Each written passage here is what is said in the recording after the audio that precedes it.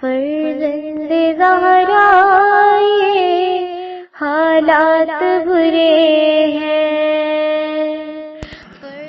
کاشانہ بصیرت ایک ایسا مکمل یوٹیوب چینل جس پر محروم بصارت کے لیے بالخصوص اور تمام افراد کے لیے بالعموم سینکڑوں کی تعداد میں اسلامی کتب دستیاب ہیں۔ لہذا گزارش ہے کہ آپ اپنی ذمہ داری نبھاتے ہوئے کاشانہ بصیرت کو سبسکرائب کرنے کے ساتھ ساتھ بیل آئیکن کو پریس کیجیے تاکہ آپ علم کے حصول کے ساتھ ساتھ مذہب اہل بیت کی اشاعت میں بھی اہم کردار ادا کرتے رہیں۔ کاشانہ بصیرت۔ فرزند زہرا یہ حالات برے ہیں۔ بسم اللہ الرحمن الرحیم۔ السلام علیکم۔ یہ کتاب آپ کے لیے کاشانہ بصیرت کی یوٹیوب چینل کی جانب سے ریکارڈ کی جا رہی ہے۔ نام کتاب احسن الفوائد فی شرح رسالہ اعتقادیہ، تالیف شیخ صدوق علیہ رحمہ۔ اب ہم کتاب کا پارٹ نمبر 36 پڑھیں گے۔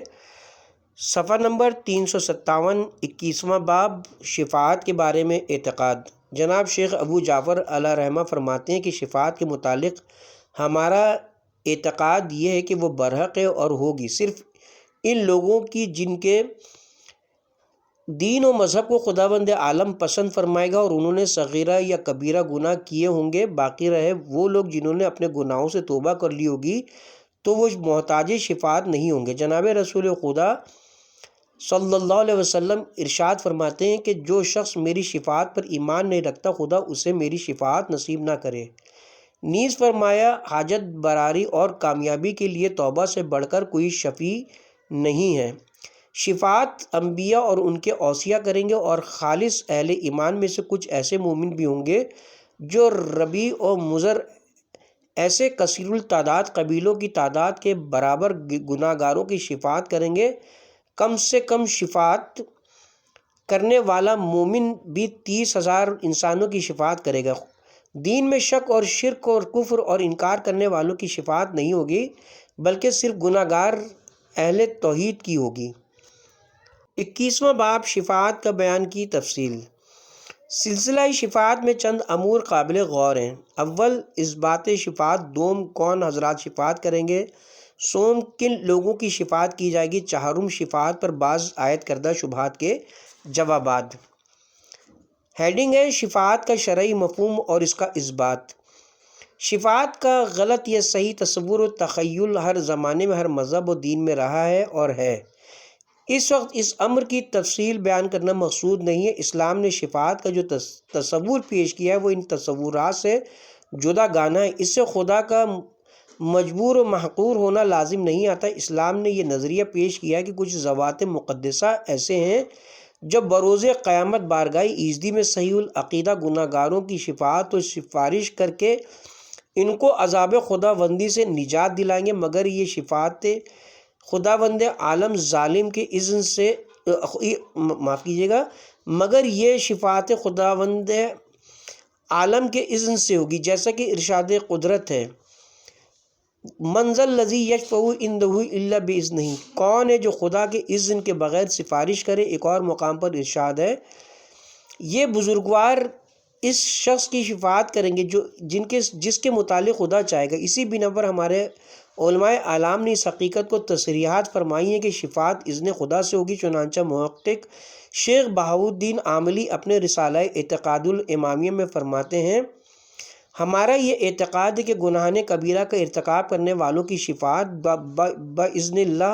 بے اذن اللہ ہوگی۔ جہاں تک شفاعت کے اثبات کا تعلق ہے، یہ مسئلہ تمام مکاتب فکر کے ساتھ تعلق رکھنے والے مسلمانوں کے درمیان متفق علیہ ہے۔ کسی فرقے نے اس میں اختلاف نہیں کیا۔ آیات قرآنیہ اور احادیث متواترہ اس کے ثبوت پر دلالت کرتی ہیں، بلکہ یہ عقیدہ ضروریات مذہب اہل بیت بلکہ ضروریات دین اسلام میں سے ہے، اور اس کی اہمیت کا اندازہ جناب رسول خدا صلی اللہ علیہ وآلہ وسلم کے اس ارشاد سے بخوبی ہو سکتا ہے کہ جو کتاب عیون اخبار الرضا میں جناب امام رضا علیہ السلام سے بسلسلہ سند ان کے آباء و اجداد سے منقول ہے کہ حضرت نے فرمایا، جو شخص میری شفاعت پر ایمان نہیں رکھتا خدا اسے میری شفاعت نصیب نہ کرے۔ اسی طرح امام جعفر صادق علیہ السلام سے مروی ہے، فرمایا جو شخص 3 چیزوں کا انکار کرے وہ ہمارے شیعوں میں سے نہیں ہے: معراج، قبر میں سوال و جواب اور شفاعت۔ کتاب کا حوالہ حق الیقین، کتاب خصائل وغیرہ۔ لہٰذا اصل شفاعت میں تو کوئی اختلاف نہیں بلکہ اس پر ایمان رکھنا واجب و لازم ہے۔ جناب رسول خدا اور ائمہ ہدیٰ کی شفاعت پر ایمان رکھنا واجب ہے۔ ہاں اگر اس سلسلے میں کچھ اختلاف ہے تو اس کی شرعی حقیقت میں ہے کہ آیا شفاعت نیکوکاروں کی زیادتی درجات اور گناہ گاروں کے عفو سیئات ہر دو میں ہوگی، یا فقط زیادتی درجات کے متعلق ہوگی؟ یا چنانچہ بعض وہابیہ اور معتزلہ میں سے فرقہ وحیدیہ اور خوارج کا یہ خیال ہے کہ شفاعت فقط زیادتی درجات کے متعلق ہوگی، لیکن باقی جمہور مسلمین کا اس پر اتفاق ہے کہ شفاعت رفع درجات اور عفو سیئات ہر دو کے متعلق ہوگی، اور یہی حق ہے۔ چنانچہ جناب محقق طوسی علیہ رحمہ تجرید میں فرماتے ہیں، یعنی حق یہ ہے کہ شفاعت دونوں معنوں زیادتی ثواب اور اسقاط ثواب کے اعتبار سے برحق ہے، اور ان دونوں معنوں پر شفاعت کا اطلاق صحیح ہے۔ طریقہ جو حضرات شفاعت کو صرف بلندی درجات کی سفارش کے معنی میں مراد لیتے ہیں، ان کے شبہات کے جوابات تو اس بحث کے آخر میں ذکر کیے جائیں گے۔ یہاں صرف اس قدر بیان کر دینا کافی ہے کہ اگر فقط رفع درجات کی سفارش کوئی شفاعت قرار دیا جائے تو اس سے مطلب برعکس ہوگا، یعنی بجائے اس کے کہ جناب رسول خدا صلی اللہ علیہ وآلہ وسلم ہمارے شفیع قرار پائیں، الٹا ہم ان کے شفیع بن جائیں گے، کیونکہ ہم ہمیشہ ان کے درجات کی بلندی اور ان پر رحمات الہیہ کے نزول کی دعائیں کرتے رہتے ہیں، جن کا ہمیں حکم بھی دیا گیا ہے۔ یا ایھا الذین آمنوا صلوا علیہ وسلموا تسلیما، اللہم صل علی محمد وآل محمد۔ قرآن کریم حالانکہ یہ امر بالبداہت غلط ہے، ماننا پڑے گا کہ شفاعت کا فقط معنی رفع درجات ہونا غلط ہے۔ شفاعت مطلقہ کے ثبوت پر بکثرت آیات قرآنیہ اور احادیث معصومیت دلالت کرتی ہے۔ ان کا ایک شمع یہاں پیش کیا جاتا ہے، ارشاد قدرت ہے، من ذا الذی یشفع عندہ الا باذنہ، کون ایسا ہے جو بلا اس کی اجازت کے اس کے پاس کسی کی سفارش کرے۔ پارہ نمبر 3 سورہ بقرہ رکوع نمبر 1، ولا یشفعون الا لمن ارتضی، اس شخص کے سوا جس سے خدا راضی ہو کسی کی سفارش نہیں کرتے۔ پارہ نمبر 11 سورہ انبیاء رکوع نمبر 2، نیز ارشاد فرماتا ہے، اس کے سامنے کوئی کسی کا سفارشی نہیں ہو سکتا مگر اس کی اجازت کے بعد۔ پارہ نمبر 11 سورہ یونس رکوع نمبر 6۔ ان آیات مبارکہ سے روز روشن کی طرح واضح و آشکار ہے کہ کچھ ذوات مقدسہ ضرور سفارش کریں گے، مگر یہ سفارش خداوند عالم کے اذن کے بعد ہوگی، اور یہی اہل حق کا عقیدہ۔ اسی طرح خلاق عالم ارشاد فرماتا ہے، پارہ نمبر 15 سورہ بنی اسرائیل رکوع نمبر 9، سورہ والضحیٰ پارہ نمبر 30 رکوع نمبر 8، اے رسول عنقریب تمہیں تمہارا پروردگار مقام محمود پر فائز فرمائے گا اور اتنا دے گا کہ تم راضی ہو جاؤ گے۔ اس آیت مبارکہ کے متعلق تقریباً تمام مفسرین عامہ و خاصہ کا اتفاق ہے کہ یہ حضرت کی شفاعت کے بارے میں نازل ہوئی ہے، اور یہ کہ مقام محمود سے مقام شفاعت کبریٰ مراد ہے۔ مقام محمود کی توضیح، تفسیر فرات بن ابراہیم کوفی میں حضرت صادق علیہ السلام کی سلسلہ سند سے جناب رسالت مآب صلی اللہ علیہ وآلہ وسلم سے ایک طویل حدیث مروی ہے، جس کا خلاصہ یہ کہ آن جناب نے فرمایا، چونکہ خلاق عالم نے مجھ سے مقام محمود کا وعدہ فرمایا ہے، وہ اسے ضرور پورا کرے گا۔ چنانچہ قیامت کے دن جب وہ تمام لوگوں کو جمع کرے گا تو میرے لیے ایک ممبر نصب کیا جائے گا جس کے 1000 درجے ہوں گے، میں اس کے آخری درجے پر چڑھ جاؤں گا۔ اس وقت جبرائیل میرے پاس آ کر لیوائے الحمد میرے ہاتھ میں دے گا اور کہے گا، یا محمد یہ وہ مقام محمود ہے جس کا پروردگار عالم نے آپ سے وعدہ کیا تھا۔ اس وقت میں جناب علی سے کہوں گا، یا علی تم اوپر چڑھو، چنانچہ وہ ممبر پر چڑھیں گے اور مجھ سے ایک درجہ نیچے بیٹھ جائیں گے، تب میں لیوائے الحمد ان کے ہاتھ میں دے دوں گا، پھر میرے پاس رضوان جنت کنجیاں لے کر آئیں گے۔ کنجیاں لے کر آئے گا اور میرے حوالے کر کے کہے گا یا محمد صلی اللہ علیہ وسلم، یہ وہ مقام محمود ہے جس کا پروردگار نے تم سے وعدہ کیا ہے، میں یہ کنجیاں لے کر علی کے حوالے کر دوں گا۔ اسی طرح مالک دروغ جہنم کی کنجیاں میرے سامنے پیش کرے گا، میں کنجیاں بھی علی کے حوالے کر دوں گا، پس اس وقت جنت و جہنم میری اور علی کی اس سے زیادہ اطاعت گزار ہوں گی جتنی کوئی فرما بردار دلہن اپنے شوہر کی اطاعت کرتی ہے، اور یہ ہے مطلب ارشاد ایزدی، یعنی اے محمد و علی تم دونوں ہر کافر و سرکش کو جہنم میں جھونک دو۔ اس وقت میں اٹھ کر خداوند عالم کی تعریف و توصیف بیان کروں گا۔ اسی طرح تفسیر قمی میں جناب سماع سے روایت ہے کہ کسی نے حضرت صادق آل محمد علیہ السلام کی خدمت میں عرض کیا کہ قیامت کے دن جناب پیغمبر اسلام کی شفاعت کس طرح ہوگی؟ آپ نے فرمایا کہ جب لوگ پسینے کی کثرت سے نہایت مضطرب و پریشان ہو جائیں گے تو تنگ ہو کر جناب آدم علیہ السلام کی خدمت میں بغرض شفاعت حاضر ہوں گے۔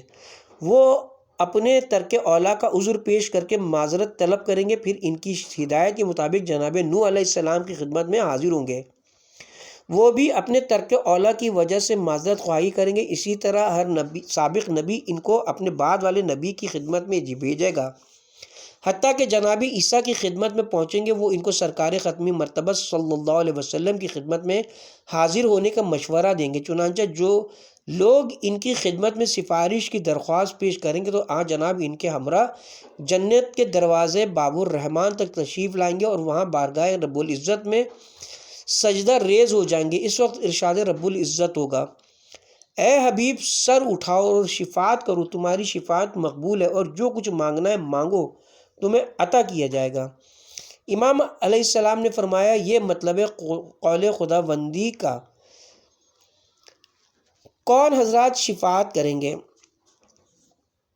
سابقہ بیان حقیقت ترجمان سے جناب رسول خدا صلی اللہ علیہ وسلم کا شفیع امت بلکہ شفیع امم ہونا تو واضح و عیاں ہو چکا، لہٰذا اس منصب جلیل کے سب سے بڑے اور پہلے حقدار اور مختار تمام اور سب سے اس کو دوبارہ پڑھتے ہیں، لہٰذا اس منصب جلیل کے سب سے پہلے اور بڑے حقدار اور مختار تو حضرت ہی ہیں۔ ان کے بعد حضرات ائمہ طاہرین علیہ السلام اور ان کے بعد شہداء، علماء دین اور خالص مومنین کرام کا مرتبہ ہے۔ چنانچہ اس سلسلے میں متعدد آیات و روایات موجود ہیں۔ ارشاد رب العباد ہے، پارہ نمبر 16 سورہ مریم رکوع نمبر 9، ان کو شفاعت کا کوئی اختیار نہ ہوگا سوائے اس شخص کے جس کا کوئی عہد خدائے رحمان کے پاس ہو۔ اس آیت مبارکہ کی تفسیر میں وارد ہوا کہ اس سے مراد سرکار محمد و آل محمد علیہ السلام میں ملاحظہ ہو، تفسیر صافی و برہان وغیرہ۔ ثالث بحار الانوار کنز الفوائد کراچی اور مرات الانوار مشکوات الاسرار جو کہ مقدمہ تفسیر برہان کے نام سے مشہور ہیں وغیرہ کتب میں اس مضمون کی باکثرت روایات حضرت ائمہ اہل بیت علیہ السلام سے مروی ہے کہ یعنی جب قیامت کا دن ہوگا اور خداوند عالم تمام اولین و آخرین کو جمع فرمائے گا تو وہ ہمارے شیعوں کے حساب و کتاب کا ہمیں متولی بنائے گا، پس ہمارے شیعوں کے جو گناہ حقوق اللہ کے متعلق ہوں گے ان کے متعلق ہم خداوند کریم سے سوال کریں گے ہمارے لیے وہ ان کو معاف فرما دے، اور جو گناہ حقوق الناس کے متعلق ہوں گے ان کے بارے میں ہم بارگاہ رب رحیم میں عرض کریں گے کہ لوگوں کو ان کا عوض عطا فرمائے، اور جو گناہ ہمارے حقوق میں کوتاہی کے متعلق ہوں گے ہم خود انہیں معاف کر دیں گے۔ یہ مطلب ہے آیت مبارکہ، یعنی ہماری ہی طرف ان کی بازگشت ہے اور ہم پر ہی ان کا حساب ہے۔ ایسی احادیث کی مزید وضاحت اس بحث کے آخر میں کی جائے گی۔ تفسیر قمی وغیرہ میں جناب امام محمد باقر امام جعفر صادق علیہ السلام سے مروی ہے، باخدا ہم اپنے گناہگار شیعوں کی اس قدر شفاعت کریں گے کہ ہمارے دشمن جب اس حالت کا مشاہدہ کریں گے تو کہہ اٹھیں گے، ہائے ہمارا آج کوئی شفیع اور خیر خواہ اور دوست نہیں ہے، اے کاش اگر ہمیں ایک بار دنیا میں بھیج دیا جائے تو ہم بھی مومن بن جائیں گے۔ کتاب خصال شیخ صدوق میں جناب رسول خدا صلی اللہ علیہ وسلم سے منقول ہے، فرمایا 3 گروہ بارگاہ الہی میں شفاعت کریں گے اور ان کی شفاعت قبول ہوگی۔ انبیاء، علماء اور شہداء۔ کتاب الشرع میں دوبارہ پڑھتے ہیں اس کو، انبیاء، علماء اور شہداء۔ کتاب الشرع میں جناب صادق آل محمد علیہ السلام سے مروی ہے کہ بروز محشر جب عابد و عالم بارگاہ ایزدی میں حاضر کیے جائیں گے تو عابد کو حکم ہوگا کہ تم جنت میں داخل ہو جاؤ، اور عالم کو ارشاد ہوگا تم ان لوگوں کی شفاعت کرو جن کی اپنے علم و ادب سے تربیت کی تھی۔ اسی طرح خالص مومنین کی شفاعت کے متعلق بھی بعض روایتیں متن رسالہ میں درج ہیں۔ مزید برآں ثالث بحر الانوار میں جناب رسول خدا صلی اللہ علیہ وسلم سے مروی ہے، شیعان علی کو حقیر نہ سمجھو کیونکہ ان میں سے ایک ایک شخص قبیلہ ربیعہ و مضر کی تعداد کے برابر گناہ گاروں کی شفاعت کرے گا۔ اسی طرح ملائکہ کرام کا شفاعت کرنا بھی قرآن و حدیث سے ثابت ہے، ارشاد قدرت ہے۔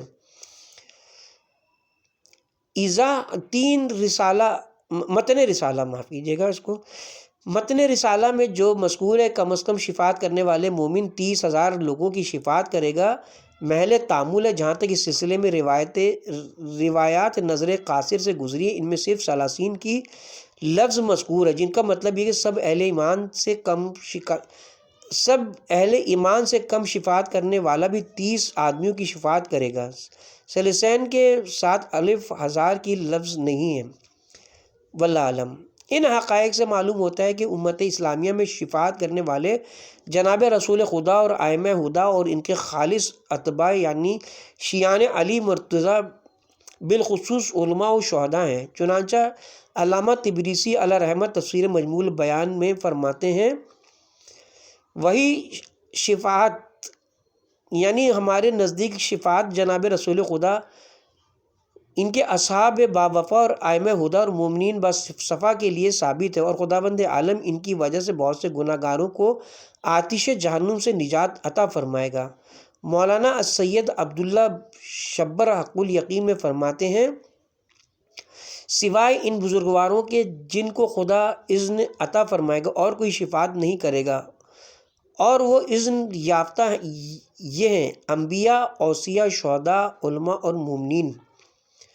کن لوگوں کی شفاعت ہوگی اور کن کی نہ ہوگی؟ جو امر قرآن کی آیات و ائمہ اہل بیت علیہم السلام کی روایات اور محققین علماء اعلام کی تحقیقات سے ثابت ہے وہ یہ ہے کہ شفاعت فقط ان لوگوں کی ہوگی جن کے عقائد تو بالکل صحیح ہوں گے لیکن عملی طور پر ان میں کچھ کمزوریاں ہوں گی، لیکن یہ کمزوریاں اور غلطیاں جہالت یا سہو و نسیان یا کسی وقت نفس امارہ یا شیطان الرجیم کے غلبہ و تسلط کی وجہ سے سرزد ہوئی ہوں گی۔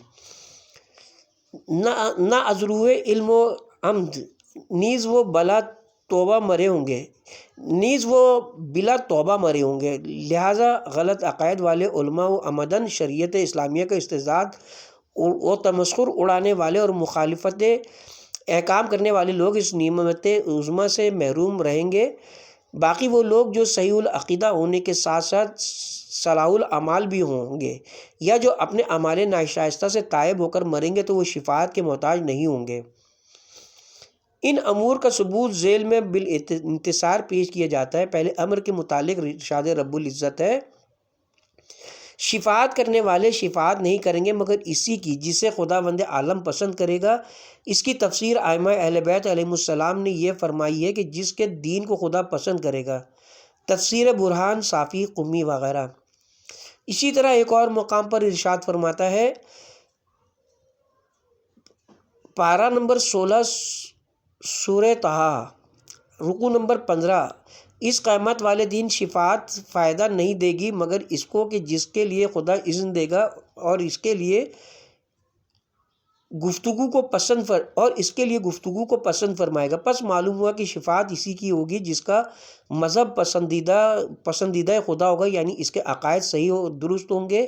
لہٰذا کفار و مشرکین اور خوارج و نصاب اور دیگر معاندین دین کی شفاعت کا سوال ہی پیدا نہیں ہوتا کیونکہ ان کا مذہبی ناپسندیدہ ہے، اور دوسرے امر کے بارے میں وہ ارشاد نبوی کافی ہے جو کہ کتاب بحر الانوار، خصائل اور اعمالی شیخ صدوق وغیرہ کتب میں مذکور ہے۔ فرمایا میری شفاعت میری امت کے ان لوگوں کے لیے جو گناہان کبیرہ کے مرتکب ہوں گے اور جو نیکوکار ہیں، وہ بے نیاز ہیں۔ اگرچہ لفظ امتی میں بڑی وسعت ہے، لیکن بموجب الاحادیث یفصل بازی جب سابقہ امر کو ملحوظ رکھا جائے کہ شفاعت فقط انہی کی ہوگی جن کا مذہب پسندیدہ ہوگا، تو مطلب واقع ہو جاتا ہے کہ گناہگار مومنین کی شفاعت ہوگی۔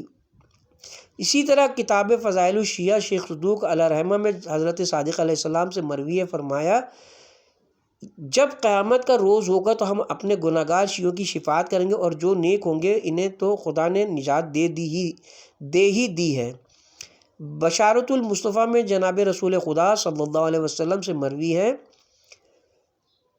میں 4 شخصوں کی بروز قیامت ضرور شفاعت کروں گا۔ ایک وہ شخص جو میری ذریت کی عزت و توقیر کرے، دوسرا وہ جو میری ذریت کی حاجات پوری کرے، تیسرا وہ جو ان کی مطلب براری میں جد و جہد کرے، چوتھا وہ جو دل و زبان سے ان کے ساتھ محبت کرے۔ یہ حدیث سوائق محرقہ ابن حجر مکی صفحہ نمبر 237 طبع جدید میں بھی مذکور ہے۔ مخفی نہ رہے کہ علماء اعلام نے ایسی عمومی احادیث کا مصداق تمام سادات کرام کو قرار دیے، صرف ائمہ اہل بیت کے ساتھ مختص نہیں کیا۔ لہٰذا جو مومنین کرام عام مستحق تکریم سادات عزائم کے ساتھ یہ حسن سلوک کریں گے، وہ ضرور شفاعت نبویہ کے مستحق قرار پائیں گے۔ 13ویں نیز بموجب ان احادیث سے یہ بھی مستفاد ہوتا ہے کہ جو لوگ ذریت رسول کو تکلیف و اذیت پہنچائیں گے، آج حضرت ان کی ہرگز شفاعت نہیں فرمائیں گے۔ چنانچہ ثالث بحار الانوار میں جناب امام جعفر صادق علیہ السلام سے بسلسلہ سند ان کے آباء و اجداد طاہرین کے جناب رسالت مآب کی یہ حدیث مروی ہے۔ فرمایا یعنی جب میں مقام محمود میں کھڑا ہوں گا تو امت کے اہل کبار کے لیے شفاعت کروں گا، اور خدا میری شفاعت کو قبول بھی فرمائے گا، مگر خدا کی قسم میں اس شخص کی ہرگز شفاعت نہیں کروں گا جس نے میری ذریت کو اذیت پہنچائی ہوگی۔ یہ حقیقت بھی بالکل واضح ہے کہ دشمنان اہل بیت کی ہرگز شفاعت نہیں ہوگی۔ چنانچہ حق الیقین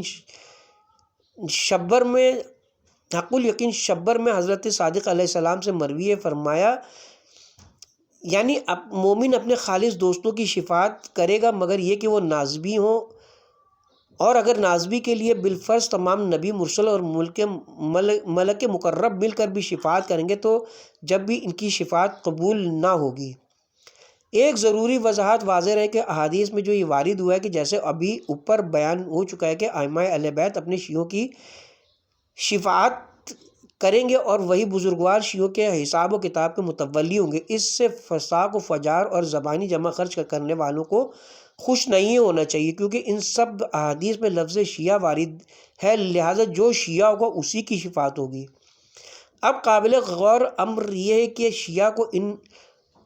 شیعہ کون اور کیسے ہوتے ہیں؟ اس سوال کا جواب بھی ائمہ اہل بیت علیہم السلام سے معلوم کرنا چاہیے۔ چنانچہ اس سلسلے میں اصول کافی وغیرہ کتب معتبرہ میں بکثرت روایتیں معتبرہ شیعان اہل بیت کے اوصاف حمیدہ و خصال ستوہ کے بارے میں موجود ہیں۔ سب کا ذکر تو موجوب توالت ہے، اس لیے بنظر اختصار فقط 2-3 احادیثیں پیش کی جاتی ہیں۔ شیخ صدوق علیہ رحمہ کتاب صفات شیعہ میں بروایت ابن ابی بحران جناب امام موسیٰ کاظم علیہ السلام سے روایت کرتے ہیں، آپ نے فرمایا ہمارے شیعہ وہ ہیں جو نمازیں قائم کرتے ہیں، زکوٰۃ ادا کرتے ہیں، حج بیت اللہ کرتے ہیں، ماہ رمضان کے روزے رکھتے ہیں، اور ہم اہل بیت سے تولا کرتے ہیں اور ہمارے دشمنوں سے تبرہ اختیار کرتے ہیں۔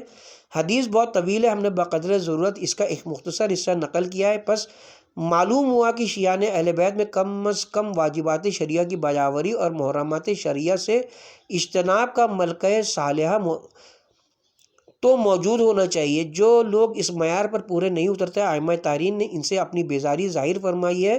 چنانچہ اصول کافی میں جناب امام محمد باقر علیہ السلام سے مروی ہے، فرمایا جو لوگ اللہ کے فرما بردار ہیں وہ ہمارے دوست ہیں، اور جو کھلم کھلا اللہ سبحانہ کے نافرمان ہیں ہم ان سے بیزار ہیں۔ نیز فرمایا ہماری ولایت حاصل ہو ہی نہیں سکتی مگر محرمات شرعیہ سے بچنے اور اعمال صالحہ بجا لانے سے۔ نیز جناب باقر العلوم فرماتے ہیں ہمارے شیعہ بس وہی ہیں جو ہماری مطابقت کرتے ہیں اور مخالفت نہیں کرتے، اور جب ہم خوفزدہ ہوں تو وہ بھی خائف ہوتے ہیں، اور جب ہم امن و اطمینان سے ہوں تو وہ بھی امن سے ہوتے ہیں۔ یہی ہیں ہمارے شیعہ محسن برقی۔ یہی وجہ ہے کہ جب کوئی شخص عمدن احکام شریعہ کی مخالفت پر کمر بستہ ہو جاتا ہے اور واجبات کی بجاوری اور محرمات کے ارتکاب کی کوئی پرواہ نہیں کرتا، تو اس کا نام شیعان علی علیہ السلام کی فہرست سے خارج ہو جاتا ہے، اس لیے وہ ان کی شفاعت کبریٰ کی سعادت سے بھی محروم ہو جاتا ہے۔ چنانچہ جناب صادق علیہ السلام سے مروی ہے، فرمایا جو شخص نماز کو خفیف و سبک سمجھے گا اس کو ہماری شفاعت نصیب نہ ہوگی۔ ایسا ہی جناب سرور کائنات صلی اللہ علیہ وسلم سے مروی ہے۔ کتاب کا حوالہ وصال الشیعہ وغیرہ۔ لہٰذا اس مقام پر نہایت حزم و احتیاط سے کام لینا چاہیے۔ شفاعت یقیناً برحق وہ ہوگی اور ضرور ہوگی، لیکن بموجب کلمہ حق۔ اس سے یہ نہیں سمجھ لینا چاہیے کہ اب ہم آزاد اور مطلق العنان جو جی چاہے کرتے پھریں، خواہ حلال کو حرام اور حرام کو حلال سمجھ لیں، محض اس بلبوتے پر کہ ہماری شفاعت ہو جائے گی اور ہم داخل جنت ہو جائیں گے۔ کئی روایات میں وارد ہے کہ بعض گناہوں کے ارتکاب سے نعمت ایمان ہی سلب ہو جاتی ہے، لہٰذا ممکن ہے کہ اس معصیت کاری سے دولت ایمان ہی سلب ہو جائے اور خدا نخواستہ خاتمہ بالخیر نہ ہو، اور جو شفاع ہیں وہ خصمہ بن جائیں۔ بہرحال آدمی کو امید و خوف کے درمیان رہنا چاہیے۔ ائمہ اہل بیت علیہم السلام شریعت مقدسہ کی حفاظت کرنے والے ہیں، نہ کہ اس کی مخالفت کی اجازت دے کر اس کی تخریب کرنے والے، معاذ اللہ۔ پس ان حقائق سے معلوم ہو گیا کہ احادیث میں جو اہل کبار کی شفاعت کا وعدہ کیا گیا، ان سے وہی اہل ایمان مراد ہیں جو جہالت یا سہو و نسیاں یا کسی وقت بتقاضۂ بشریت غلبہ شیطان کی وجہ سے گناہ کبیرہ کا ارتکاب کر بیٹھتے ہیں۔ بہرحال اہل ایمان کی صفت ہے کہ ہمیشہ بیم و امید کے درمیان رہے۔ ارشاد قدرت ہے وہ خدا کی رحمت کی امید رکھتے ہیں اور اس کے عذاب سے ڈرتے ہیں۔ توبہ بھی باعث نجات ہے۔ آیات و روایات سے واضح ہوتا ہے کہ جس طرح شفاعت ایک ذریعہ بخشش ہے، اسی طرح توبہ بھی باعث نجات ہے۔ جناب سرور کائنات صلی اللہ علیہ وآلہ وسلم کا ارشاد موجود ہے، گناہ سے توبہ کرنے والا ایسا ہے جیسے اس نے کوئی گناہ کیا ہی نہیں۔ کتاب کا حوالہ حق الیقین۔ نیز انہی کا ارشاد ہے، توبہ کرنے سے کوئی گناہ کبیرہ نہیں رہتا، معاف ہو جاتا ہے، اور بار بار کرنے سے گناہ صغیرہ نہیں رہتا، بلکہ اس کو دوبارہ پڑھتے ہیں، اس لائن کو امپورٹنٹ اہم ہے یہ، جیسا کہ اس کو پورا دوبارہ پڑھتے ہیں۔ توبہ بھی باعث نجات ہے۔ اس طرح سے آیات اور روایات سے واضح ہوتا ہے کہ جس طرح شفاعت ایک ذریعہ بخشش ہے، اسی طرح توبہ بھی باعث نجات ہے۔ جناب سرور کائنات صلی اللہ علیہ وسلم کا ارشاد موجود ہے، گناہ سے توبہ کرنے والا ایسا ہے جیسا کہ اس نے کوئی گناہ کیا ہی نہیں۔ کتاب کا حوالہ حق الیقین۔ نیز انہی کا ارشاد ہے، توبہ کرنے سے کوئی گناہ کبیرہ نہیں رہتا، معاف ہو جاتا ہے، اور بار بار کرنے سے گناہ صغیرہ نہیں رہتا بلکہ کبیرہ بن جاتا ہے۔ خداوند عالم نے جہاں توبہ کرنے کا حکم دیا ہے، اے ایمان والو تم سب بارگاہ ایزدی میں توبہ کرو، وہاں توبہ قبول کرنے اور گناہ معاف فرمانے کا وعدہ بھی فرمایا ہے۔ ارشاد ہے، میں اس آدمی کے گناہ معاف کر دیتا ہوں جو تائب ہو جائے، ایمان لائے اور عمل صالح کرے اور پھر ہدایت کرے، نیز پھر طلب ہدایت کرے۔ نیز ارشاد فرماتا ہے سورہ رعد پارہ نمبر اس میں واضح نہیں ہو رہا ہے، خدا وہی ہے جو اپنے بندوں کی توبہ قبول فرماتا ہے اور ان کے گناہوں سے درگزر کرتا ہے۔ نیز اسی غفار الذنوب و ستار العیوب نے گناہ گاروں کو یہ ثمرہ جعفرہ بھی سنایا ہے۔ سورہ زمر پارہ نمبر 24 رکوع نمبر 3، اے میرے وہ بندو جنہوں نے اپنے نفسوں پر گناہ کر کے ظلم کیا ہے، اللہ کی رحمت سے ناامید نہ ہو، کیونکہ خداوند عالم تمام گناہ معاف کر دیتا ہے۔ اصول کافی میں روایت جناب محمد مسلم حضرت امام محمد باقر علیہ السلام سے مروی ہے، فرمایا جب مومن توبہ کرتا ہے تو اس کے سب سابقہ گناہ معاف ہو جاتے ہیں۔ اب مومن کو چاہیے کہ مغفرت کے بعد آئندہ کے لیے عمل کرے۔ نیز جناب امام محمد باقر علیہ السلام سے مروی ہے، فرمایا اگر شب تیرہ و تاریخ میں کسی آدمی کی زیادہ راہ والی سواری گم ہو جائے اور تلاش بسیار کے بعد وہ اسے دستیاب ہو جائے تو جس قدر وہ شخص اس وقت مسرور و شاد کام ہوتا ہے، اس سے کہیں زیادہ خلاق عالم اس وقت خوش ہوتا ہے جب کوئی گناہ گار بندہ اس کی بارگاہ میں توبہ کرتا ہے۔ حق الیقین کتاب کا حوالہ ہے۔ انہی حقائق کی وجہ سے تمام اہل اسلام کا اس امر پر اتفاق ہے کہ توبہ کے بعد انسان سے عقاب اخروی ساقط ہو جاتا ہے۔ اسی بنا پر جناب مصنف علام نے فرمایا کہ تائب آدمی محتاج شفاعت نہیں ہے، لیکن بائیں ہمارا ناقص خیال یہ ہے کہ کسی شخص کا خواہ وہ جس قدر بھی محسن و مومن اور تائب اور مستغفر کیوں نہ ہو، خداوند عالم کے تفضل و تکرم اور جناب سید المرسلین و ائمہ طاہرین صلوات اللہ علیہم اجمعین کی شفاعت کے بغیر اس کا جنت میں داخل ہونا مشکل ہے، اور نہیں تو کم از کم اپنی بلندی درجات کے لیے تو اسے ان کی شفاعت بہرحال درکار ہے۔ اس امر کی مزید وضاحت 24ویں باب میں کی جائے گی۔ ہماری توبہ و استغفار کیا ہے، شرائط 21واں باب شفاعت کا بیان کی تفصیل ابھی جاری ہے، اور اب ہم یہاں پہ کتاب کے پارٹ نمبر 36 کا اختتام کرتے ہیں، اور پارٹ نمبر 37 کا آغاز اسی باب سے کریں گے انشاءاللہ، بقیہ حصے سے کریں گے انشاءاللہ۔